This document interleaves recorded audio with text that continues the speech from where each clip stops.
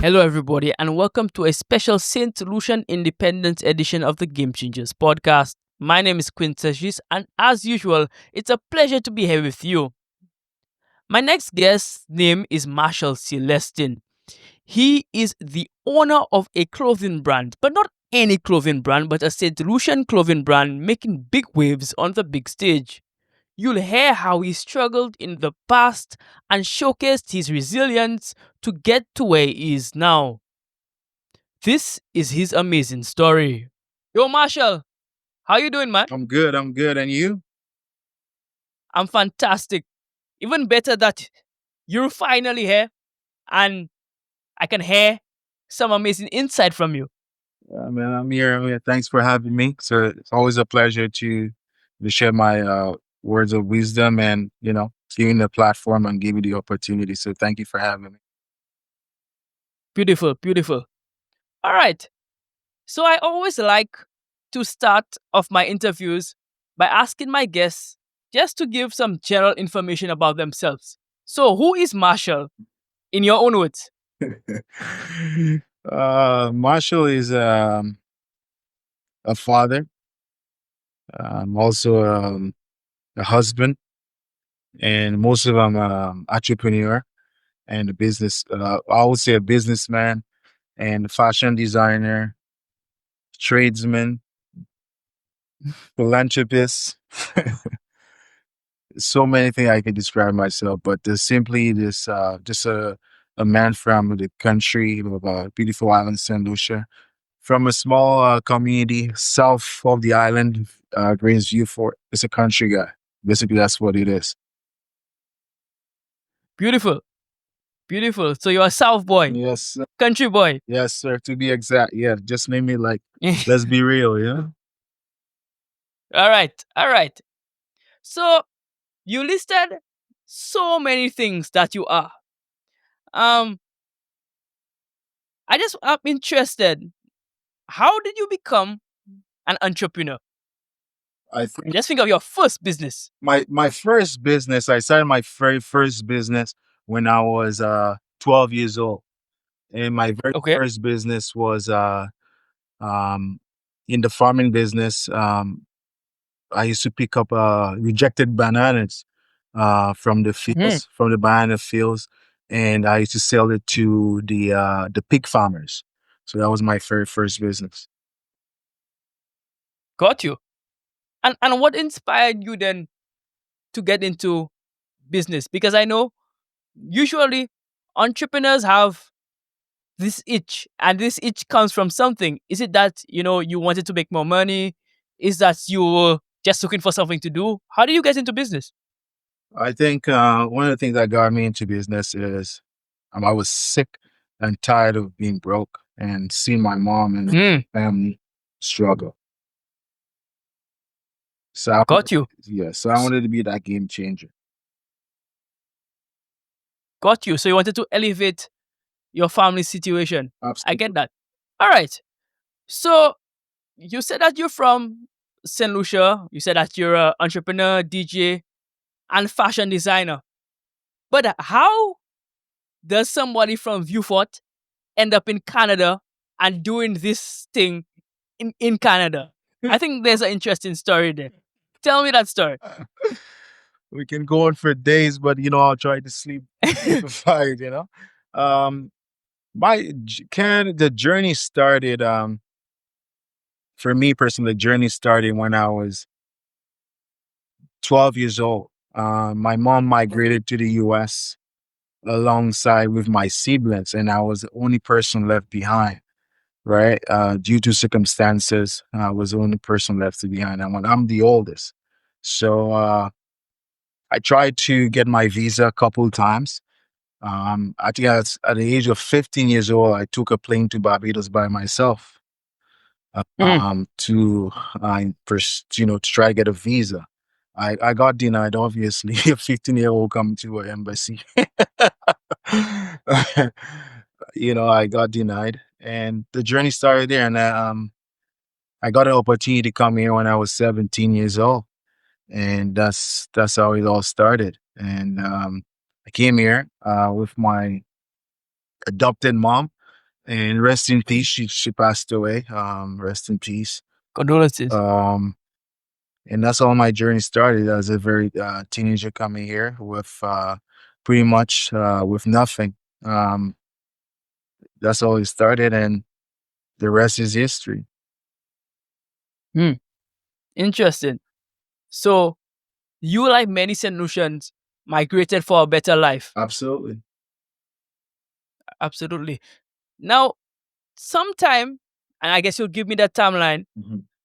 Sometime while you were in Canada, you launched a clothing brand. And that's one of the things that I was most interested in. Mm. You call the Never Give Up clothing brand. Yes. What is that brand about, really? And what was the journey like starting that brand? Oh, the it's someone. I formally have no formal education about fashion. Never been to fashion school. I think that is something that Mm, was fashion was something that was I saw myself and tell my story within my brand. And that's the way Never Give Up came. Just come up. It's just my personal story, my upbringing, the struggles that I've been through, the struggles I see my mom, and especially the people from the ghetto. That's where I'm from, I'm proud ghetto youth. And mm, I saw the stigma attached to that, and I wanted to be a game changer. I wanted to be an agent of change. So my story is just the brand Never Give Up. Just my personal story. My personal story is very deep. It's very sad. I've been through a lot, but to simplify it, never been to fashion school before. So when people see me on the runways and the television and the radios, and it's just to show you my story. My story to my testament is that if I, Marshall Celestin, can come from nothing and make it to the grand stage of all, that you can make it too. mm. Wow. So you said that you didn't go to fashion school. No, So who got you into fashion what then? got me to fashion? To be honest with you, man, I had an idea.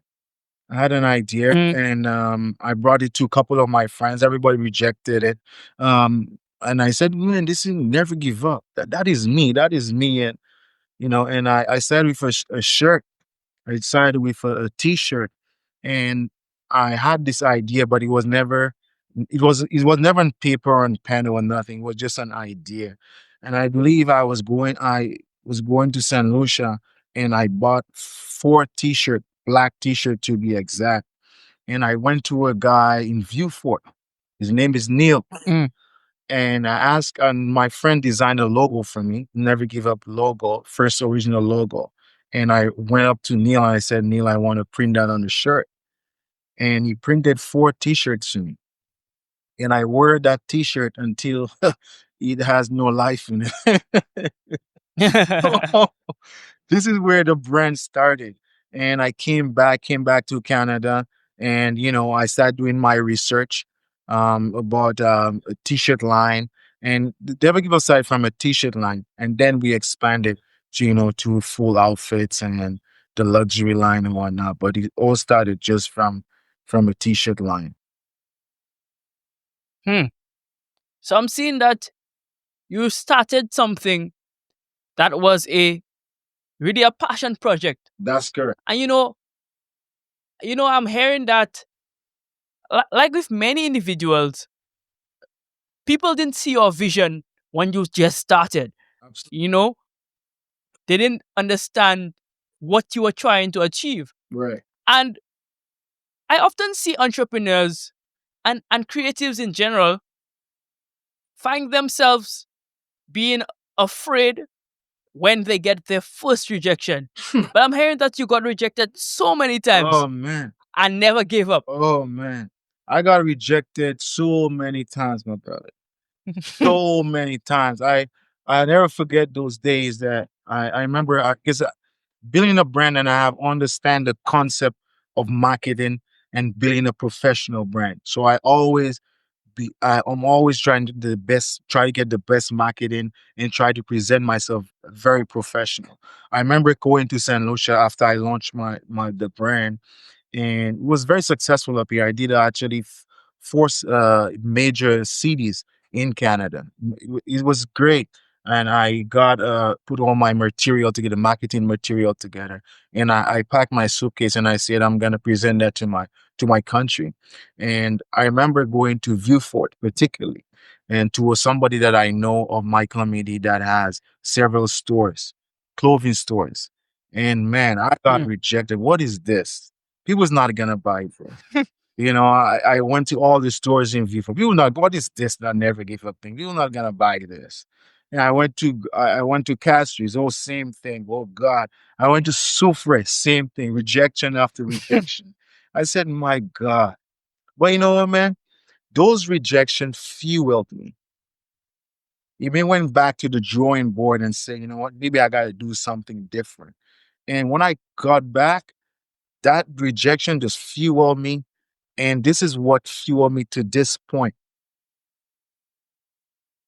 Those reject Absolutely. and the rest is as people will see that now we one of the best clothing street clothing brand in auto. Wow. Wow. So you said, and again, that's a big thing because people tend to give up when they knock at the first door. Mhm. But I'm hearing that you went to so many places, Oh yeah, man. and you finally found a yes. And I think, they often say that the no's build you and the yeses get you money, but the no's are really what build you. Absolutely, absolutely. So, okay, so I know that after establishing a brand, after being an established entrepreneur, you went back and you are currently still doing this, giving back to your community, particularly young people in St. Lucia. Why did you decide to do that? I had a story to I had a story to tell. And despite it, and I Mm, was telling young people, despite the rejection, despite the stigma, and I mostly attach myself to the ghetto because that's where I'm from. I'm from humble beginnings, mm, right? And I had a prove, I had a point to prove, and I would really tell young people that no matter how rough it is, there always has a light of at the end of the tunnel, and do not give up on your dream despite what, because always remember wherever success you have gained always has to be failures. And failures, that's what brings success. Because if you never have the feeling of failure, you can never, you never get the glory or the zeal of getting success, feel what success feels like. So I had a point to prove that if I, Marshall Celestine, have rejected countless times, and here I am, it's possible for you too. So that I wanted to send, especially where I'm from. That guys, you know what? I'm from the ghetto, but I have moved on, and you can elevate yourself too. So I had this point. mm. Absolutely. Absolutely. So what are some of your projects then? How do you reach out to these ghetto youths, like you said? For my work, I do a lot of charity work. Yeah, especially in my community. Okay. I do a lot of charity work. I give up a lot of scholarships. I venture, help people in the business, start a business. I help out people in the community a lot in terms of when they can't afford to send the kids to school. I usually play a part in that. For the last, I believe, the last 8 years, I've been sponsored. I believe 36. Give out 36 scholarships. Um, Wow. I raise funds for here in Canada. I raise funds for different organizations, a charitable organization that is dear to my heart. Also, the ghetto youth that I always, when I go back there, I always go on the block and I talk to them, and and they could see my work. So when they see my work and say, man, you know what, Marshall do it, but I could do it. And I always, encourage them that that is not wherever you at right now, doesn't mean that's gonna be your destiny. There's Absolutely. yeah, so I always go back and encourage them, and I'm working on something right now, on projects with stakeholders in the community. Try to make sure that they don't get left out. Their voice has been heard. But with the politics going on and all that stuff, there it makes it difficult. But I believe with Hmm. collaborative work with all the stakeholders in the community and like-minded people, we can make a breakthrough. And people like you, like I have to give credit to you. It takes a lot of courage for what you're doing, and giving me a platform that I can access my voice, and in turn that they can hear what I'm doing. That can inspire them too. For sure. Yes, and that is the entire point of this platform. To give people who are making a difference already the platform to share their stories. Because often it's not that you're not doing work, but when you're out of sight, you're out of mind. Yeah. So the entire point of Game Changers is to highlight the individuals actually putting in the work on the ground so that I can inspire them to transform the lives of others. All right. So we're moving on to one of my favorite segments of a Game Changers interview. It's called the Quick Hitters. Now, quick hitters are rapid fire questions. Yeah. These questions will tell a little bit more about Marshall, the individual, than the entrepreneur. All right? Yeah. So we typically tell our guests answer as quickly as possible. If you can do it in 30 seconds or less, I'll be happy. All right. All right, let's go. So, first quick hitter question: who is your hero? My hero is my grandmother, and I call her the unknown legend. The reason why is she never really had money, but she Hmm. had lots of love, and she always seems to care and to give out whatever she can to help out others. So that is my story about my grandmother.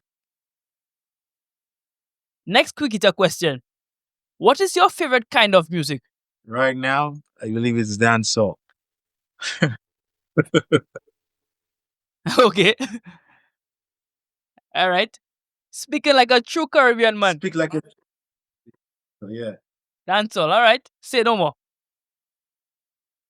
Final quick hitter question: who would you like to see on Game Changers? Who would you like to see on this platform? Um,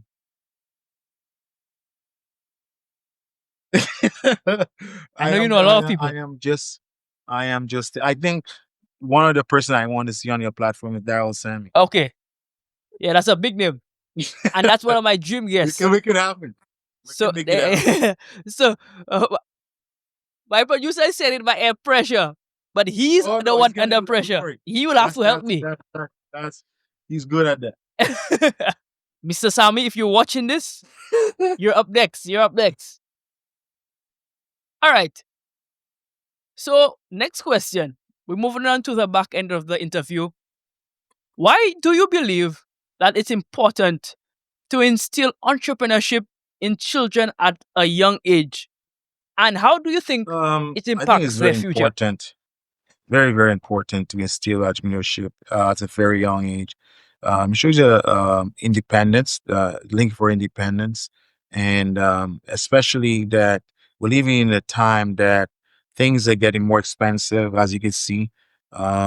Inflation has has gone up, and instilling that in your kid when you're very Mhm. young, you can show is a pathway of the dependence, and it's a form of building wealth, for building wealth not only for themselves but the future generation. And yes, independence is very important because I think, dependence can have them waiting for their waiting for somebody to give them something in their hands for their entire life.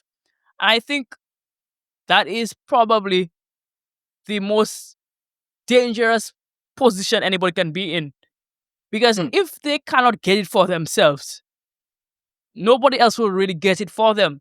Would you agree with that? Yeah, yeah, I do agree. I do agree. Yep. So, yeah, I would agree with you that independent and entrepreneurship go hand in hand. So yeah, that was a good answer, man. I agree with that 100%. All right, another question. Somebody who is listening to this interview must be saying, how is this guy managing all of these roles? You know, DJ, entrepreneur, fashion designer, all of these things. And I'm sure a family man as well. Yeah. How are you managing all of those things? And how do you focus on each venture at a time? All right. So I've been asked this question countless of times. And one of my answers is time management. Mm, Very, very important. And discipline. Uh, this is very, very important. I think when you're disciplined and you apply time management, it makes your work a little bit easier because time, you cannot buy time. But if you can manage your time, that's very mm. important for any business person, trying to have multiple businesses. It's very important. And some people might say, you're going off with this and this, and how do you focus on that? But, as I said, you manage your time and, you structure in a way that, you can have a balance because I'm a family man. I got my family, got to spend time with my family, especially I have a little one now, so I have to balance that. So that's where time management comes from. And you have to have a mentor. You have to have a mentor because sometimes you get overwhelmed with different projects and whatnot. So that's where you need that help, you need that mentor to guide you through. Got you. Got you. So we see the importance of time management, and taking care of what you have in a specific time. And that's a big thing because, sometimes, particularly when you have many tasks to do, we get caught up in doing things maybe too long or too short, and we don't allocate the right time for it. And I guess setting the right time for it beforehand really helps us, understand how much time each task must have. All right. Yeah, and Absolutely. another thing too is discipline. You gotta be disciplined. And when I mean discipline, I'm trying to discipline yourself to the point that you have have to have a structure. And if you Mm, don't discipline your inner self, because sometimes we procrastinate in a lot of things and we distracted, throughout the day, especially with social media, with the news and all that stuff there. So I think um, there's a special time that you're going to say, you know what? I have to apply this to my life. Discipline. Because if you're not, absolutely.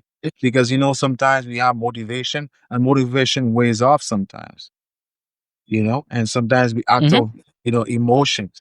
And if you own discipline to the things that we do, no matter what, if it gets hard or not, but also, if you're disciplined to do it, you can get forward and then, you can make different tasks.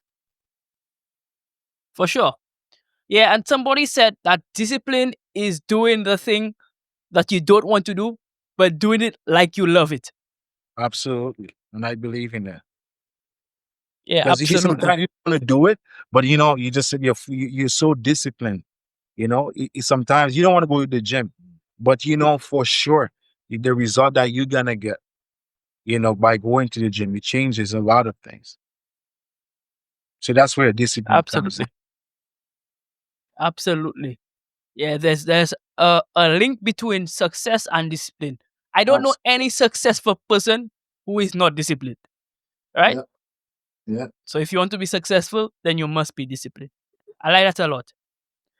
I kind of think that went into my next question a little bit because my next question would have been, what do you have as a word of advice for young entrepreneurs, whether they be in St. Lucia or abroad, in terms of their development? What advice would you give to them?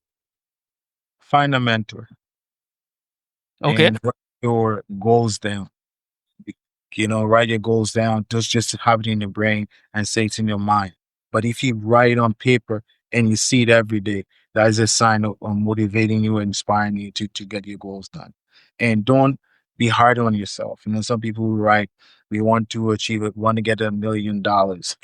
You know, realistic, set realistic goals. Yeah. You know, make sure I gotta tell, you know, some people believe that. And I heard something from TD Jakes, and it it just struck something in the core. And he said that if I gave you some people in my life now,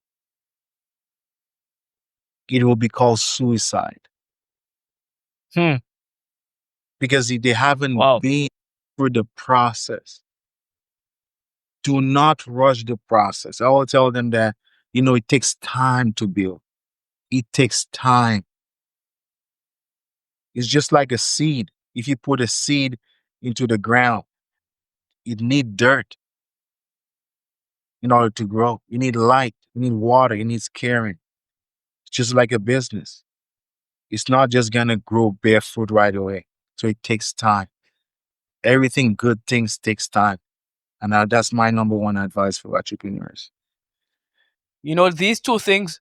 The first one, find a mentor, somebody who has been there and is probably still on the journey or has been where you want to be. They can guide you because, I mean, they've walked that same road. Right. Yeah. For mentorship. And then obviously patience. And that is something that I personally still struggle with, Patient. being patient. Yeah, Yeah. that is a practice. You gotta practice that. You gotta, you know, for everybody, because we live in a world everybody wants to be microwaved. Hmm. Everybody wants microwave success. So don't beat up yourself if you don't get there in the first year. And also, don't be envious of people because, I mean, it might seem like, okay, this guy has started something and look at where he is already. And people only post, their accomplishments on social media. Most people don't Right. post Right. the But they don't journey. show you the failures. They don't show you how many. If people know how many times that I failed, so many businesses, ventures that I failed, I feel countless of times, and I'm still Hmm. failing today. But I have to come. I have to embrace those failures, and this is what that makes me as a person, as a better individual. Those failures, because I can learn from them. You know, I don't want to be a microwave success. It took me Beautiful. 17 years, you know, to build Never Give Up Clothing. 17 long years. Hard work, sweat, tears, sleeping on airports. There's a point I could not even afford the airplane tickets, taking the buses, the trains, sleeping outside, cold concrete floors, just, you know, to get an opportunity just to get inside the show. Hmm. Some people don't know that. Some people don't know how many rejections that I faced. And I'm still on the road and I'm not even close to where I want to be. Yeah, the grind is still on. I'm seeing that the 100%. grind is still on and the grind never stops. And again, I think the best advice from this section is, again, never give up, right? It's perfect, right? The line for your clothing brand is perfect. Never give up. Say consistent and persistent and never give up Is the because you key. will eh, achieve. Yeah. Absolutely. Bro, I think this is a perfect place to end this podcast episode. And to thank you so much for coming on. This has been an amazing conversation. You have inspired me. I have a lot of growing to do. I'm working on my own merch right now, developing it. So you've Yep. you've inspired me, and I definitely know that you've inspired my audience as well. So thank you so much for coming on. Oh, not a problem, man. It was a honor. It is a great.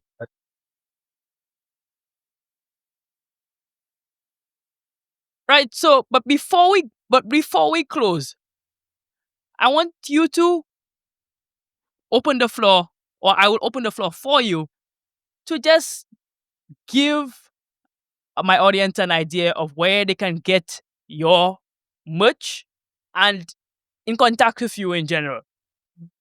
Yeah, so Never Give Up Clothing. You can find us on our website, nguclothing.com. And also, I believe in next month, we're going to start our world tour, a pop-up store, shop, sorry, pop-up shop in different cities in Canada and in the US and also in Europe. So yeah, we can get your merch. And Saint Lucia, something very special for you. Very, very, very special. So look out for Yes, yes. the pop. It's called the NGU Street Vault. So that will be unlocking our most of our past collection into the present. So we're gonna take a pass to the future. So you can also connect us on our Instagram, NGU Clothing.